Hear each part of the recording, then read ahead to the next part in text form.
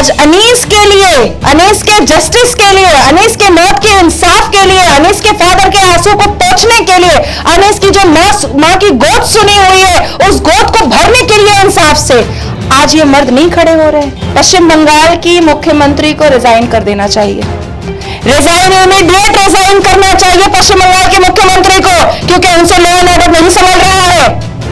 न वो खुद कानून मानती है और न ही अपने पुलिस यूनिफॉर्म पहने हुए कैडर को वो समझा रही है कि संविधान को यूनिफॉर्म वाले को मानना पड़ेगा।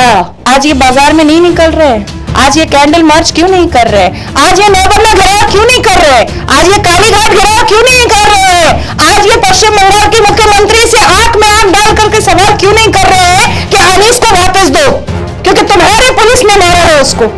कि जो औरत अपने धर्म की नहीं हुई, जो राम के नाम पर लोगों को जेल भेजती है, वो औरत किसी धर्म की नहीं हो सकती है।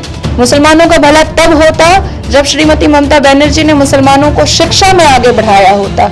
अनीस मेरा भाई था और उस भाई के इंसाफ के लिए मुझे रोड पर उतरना होगा, तो फिर से 5 साल के बाद मैं रोड पर भी उतरूंगी, लेकिन मुझे अनीस के मौत का इंसाफ चाहिए।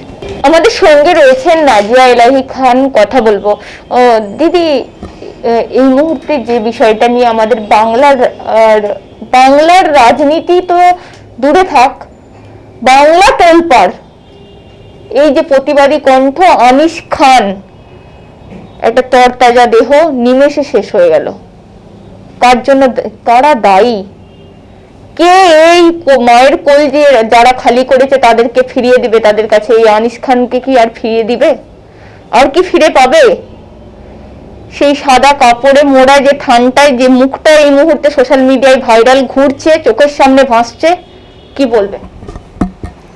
बहुत तकलीफ हुई मुझे, इन्ना लिल्लाहि व इन्ना इलैहि राजिऊन।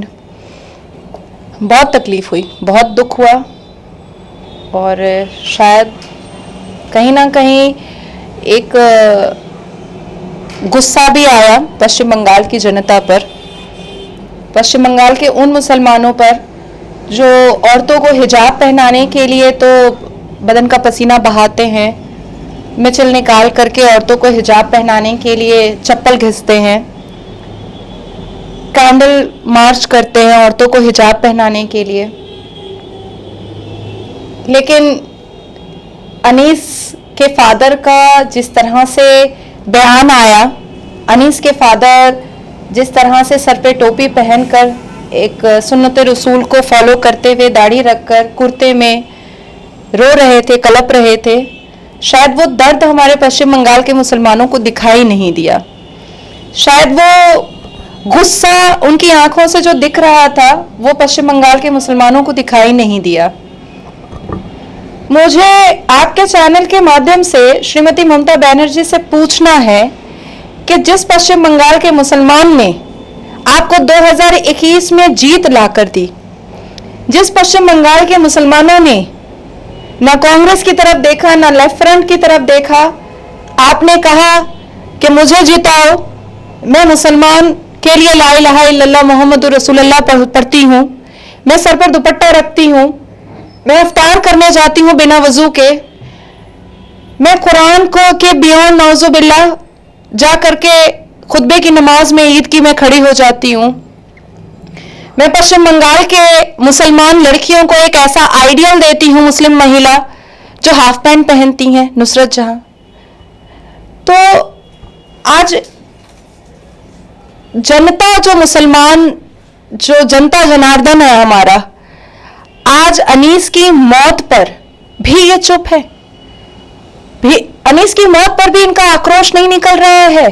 सच्चाई तो सामने आ गई कि पुलिस ने किस तरह से इग्नोर किया, बॉडी को टच करने से भी पुलिस ने इग्नोर किया। अनीस के फादर का फोन उठाते वक्त उठाने में भी उनको तकलीफ हो रही थी पुलिस को, गाड़ी भेजने में तकलीफ हो रही थी पुलिस को, एम्बुलेंस भेजने में तकलीफ हो रही थी ममता दीदी के पुलिस को, पोस्टमार्टम करने में ममता दीदी के पुलिस को तकलीफ हो रही थी। क्या इसलिए पश्चिम बंगाल के मुसलमानों ने दीदी को मुसलमान का मसीहा घोषित किया था? क्या पश्चिम बंगाल के मुसलमानों ने इसलिए इतना ऊंचा दर्जा दिया था कि इफ्तार जैसे पाक मुकद्दस जगह पर भी श्रीमती ममता बनर्जी को बैठाया गया? इसलिए मैंने हमेशा अपनी स्पीच में एक बात कही है जो मुसलमानों को बहुत बुरा भी लगा, कि जो औरत अपने धर्म की नहीं हुई, जो राम के नाम पर लोगों को जेल भेजती है, वो औरत किसी धर्म की नहीं हो सकती है। आज मैं औरत होकर के अगर औरत के दर्द को नहीं समझूंगी तो मैं किसी और जेंडर को नहीं समझ पाऊंगी। मैं लड़की होकर के अगर लड़की की आवाज नहीं बनूंगी, मैं किसी और जेंडर के लिए, किसी और इंसान के लिए इंसानियत नहीं कर पाऊंगी। मैंने कई बार लोगों को समझाने की कोशिश की कि सिर्फ एक इलीगल कॉन्ट्रैक्टर के I-10 खरीद लेने से मुसलमानों का भला नहीं होगा। फरहाद हकीम की बेटियों के रेंज रोवर पे चढ़ने से मुसलमानों का भला नहीं होगा। नुसरत जहां के 2 शादी हिंदुओं से करने से मुसलमानों का भला नहीं होगा, नहीं होगा भला। अभिषेक बैनर्जी के शांति निकेतन में करोड़ों रुपए का खर्च का इंटीरियर से मुसलमानों का भला नहीं होगा। मुसलमानों का भला तब होगा जब ये कानून के ऊपर चलेंगी, ये कानून को फॉलो करेंगी। मुसलमानों का भला तब होता जब श्रीमती ममता बनर्जी ने मुसलमानों को शिक्षा में आगे बढ़ाया होता, उर्दू बोलने वालों, भाषा वालों के लिए उन्होंने कोई काम किया होता, सरकारी नौकरी ढूंढी होती।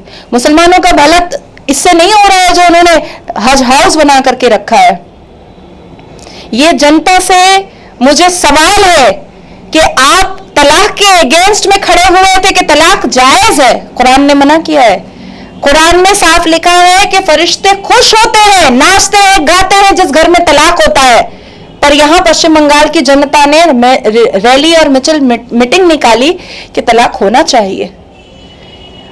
रैली, मिचिल मीटिंग निकाली मर्दों ने, पश्चिम बंगाल के तमाम मर्दों ने, कि हिजाब पहनाओ।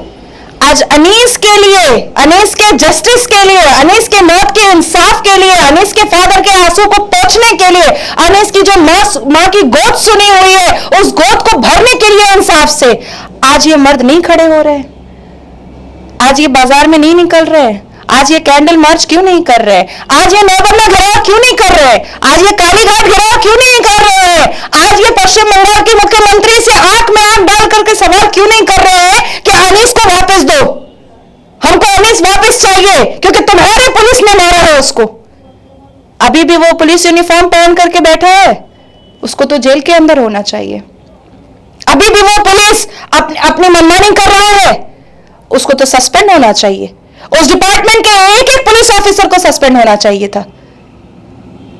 कानून अपना रास्ता निकाल लेगी, लेकिन जो मुसलमान की मसीहा घोषित हुई है और ये पश्चिम बंगाल के मुसलमानों ने किया है, उसका जवाब आज पश्चिम बंगाल की मुख्यमंत्री को नहीं देना पड़ेगा।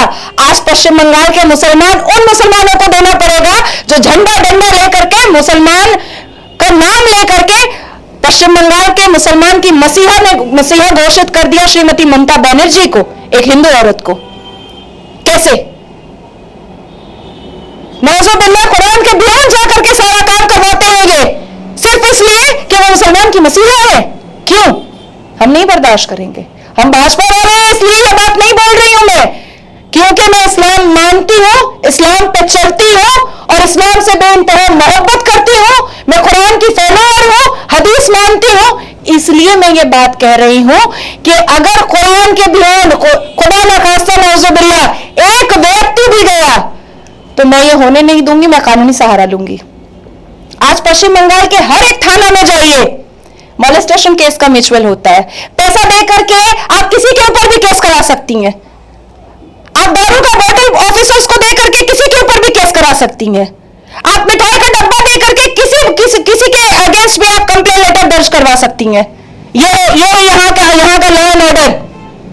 पश्चिम बंगाल की मुख्यमंत्री को रिजाइन कर देना चाहिए, रिजाइन इमीडिएट रिजाइन करना चाहिए पश्चिम बंगाल के मुख्यमंत्री को, क्योंकि उनसे लॉ एंड ऑर्डर नहीं समझ रहा है। न वो खुद कानून मानती है और न ही अपने पुलिस यूनिफॉर्म पहने हुए कैडर को वो समझा रही है कि संविधान को यूनिफॉर्म वाले को मानना पड़ेगा, चाहे कुछ हो जाए। You have to follow IPC, CRPC and constitution of India too. You are bound to follow. कैसे पुलिस ऑफिसर सेंगे? एक बाप रो रो करके कह रहा है कि उसको गोली मार दिया गया है, तो वो पूछता है कहां है तुम्हारा बेटा? वो बेचारा फिर पुलिस ऑफिसर को रोकर कह रहा है कि वो तो मर गया। वो तो मर गया है, आप आइए। 3-3 घंटे उस बाप का फोन नहीं उठा रहा था पुलिस ऑफिसर। ये इंसान है? एक पुलिस ऑफिसर के नाम पर तो कलंक है, साथ ही साथ एक इंसानियत के नाम पर भी काला धब्बा है। ऐसे लोग, इंसानियत के नाम पर भी काला धब्बा है। आज पश्चिम बंगाल के मुसलमानों को जवाब देना पड़ेगा कि आपने जिस औरत को मुसलमान का मसीहा घोषित किया था, उसकी सरकार में मासूम अनीस की जान कैसे गई, मासूम अनीस के मां की गोद कैसे सुनी हुई, मासूम अनीस के बाप की आंखों में आंसू कैसे आया, ये जवाब देना पड़ेगा।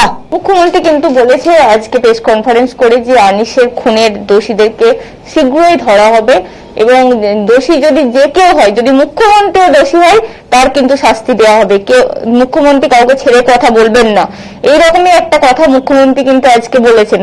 আমাদের প্রশ্ন হচ্ছে আজকে 3 দিন হয়ে গেল, একজনও দোষী ধরা পড়লো না এখনো পর্যন্ত। একটা জলজান্ত হত্যা, একজনও ধরা পড়লো না এখনো পর্যন্ত। এটা হচ্ছে আমাদের কথা এই মুহূর্তে। কি বলবেন? प्रेस कॉन्फ्रेंस उन्होंने जून में भी किया था कि विधानसभा की इलेक्शन के बाद 90,000 टीचर्स को अपॉइंट कर देंगी मार्च तक। प्रेस कॉन्फ्रेंस उन्होंने 2011 में भी किया था इमाम बुखारी के बगल में बैठ करके दिल्ली के जामा मस्जिद में कि उर्दू को दूसरी सरकारी जुबान बना देंगी।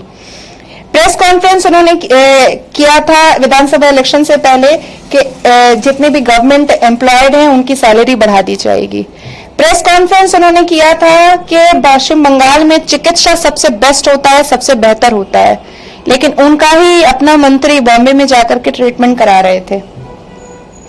बहुत सी चीजों पे उन्होंने प्रेस कॉन्फ्रेंस किया है, लेकिन आज तक उस प्रेस कॉन्फ्रेंस का कोई रिजल्ट हम लोगों को दिखाई नहीं दिया है। जो सिर्फ मैं नहीं कह रही हूं, ये कोई जनता भी कह सकती है कि उस प्रेस कॉन्फ्रेंस का रिजल्ट आज तक दिखाई नहीं दिया है। और यही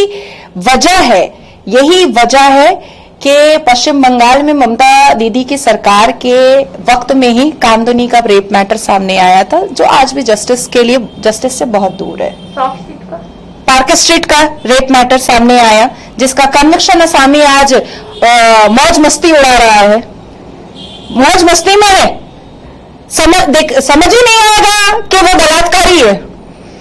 तो पश्चिम बंगाल की मुख्यमंत्री जिस हिसाब से कॉन्फ्रेंस करती हैं, वो बहुत हल्के में लेती हैं, क्योंकि उनको पता है कि उनके जितने कैडर्स हैं, तृणमूल वर्कर हैं, वो उनसे सवाल पूछेंगे नहीं और अपनी गुंडागर्दी से वो किसी जनता को उन तक पहुंचने देंगे नहीं कि जनता सामने से रूबरू होकर आंख में आंख मिला करके पश्चिम बंगाल के मुख्यमंत्री से सवाल पूछ सके। सबसे पहली बात कि अगर वो कानूनी दावपेच हम लोगों को सिखा रही हैं, तो कानूनी दावपेच के हिसाब से जिस पुलिस ऑफिसर ने फोन पर इस तरह से वाहियात बातें की अनीस के फादर के साथ, वो पुलिस ऑफिसर अब तक सस्पेंड क्यों नहीं हुआ? जो ऑन टाइम अपनी ड्यूटी पे नहीं पहुंचा, एक मर्डर जैसे हीनियस क्राइम के वक्त। दूसरी चीज है कि पोस्टमार्टम में देरी क्यों हुई। तीसरी चीज है गाड़ी आने में पुलिस की इतनी देरी क्यों हुई। चौथी चीज है कि अब तक 72 घंटा होने को आ गया है, कोई भी अरेस्ट क्यों नहीं हुआ है। पांचवी चीज है कि वो पूरे पुलिस स्टेशन के सुपीरियर ऑफिसर्स सस्पेंड क्यों नहीं हुए हैं। जिसके हाथ में ड्यूटी ऑफिसर, जिसके हाथ में मैटर आया था, वो उसके ऊपर एफआईआर क्यों नहीं हुआ है इग्नोरेंस ऑफ लॉ का। तो बहुत सारी चीजें हैं जो वो इमीडिएट कर सकती है, लेकिन वो नहीं कर रही हैं। क्यों नहीं कर रही हैं, ये सवाल जनता पूछे उनसे। हम तो पूछेंगे, हम तो बिल्कुल पूछेंगे और पूछ रहे हैं। रिटर्न होगा, रिटर्न भी पूछेंगे, हाईकोर्ट से होगा, हाईकोर्ट से भी पूछेंगे, सुप्रीम कोर्ट होगा, सुप्रीम कोर्ट से भी पूछेंगे, धरना मिছিল मीटिंग होगा, धरना मिছিল मीटिंग से भी पूछेंगे, क्योंकि भारतीय जनता पार्टी में जरूर करती हूं, लेकिन अपने इस्लाम से, अपने मुसलमान भाइयों से, बहनों से, अपनी कौम से बेइंतहा मोहब्बत करती हूं और बेहिसाब मोहब्बत करती हूं। अनीस मेरा भाई था और उस भाई के इंसाफ के लिए मुझे रोड पर उतरना होगा, तो फिर से 5 साल के बाद मैं रोड पर भी उतरूंगी, लेकिन मुझे अनीस के मौत का इंसाफ चाहिए। আপনাকে অসংখ্য ধন্যবাদ আমাদেরকে সময় দেওয়ার জন্য। নমস্কার।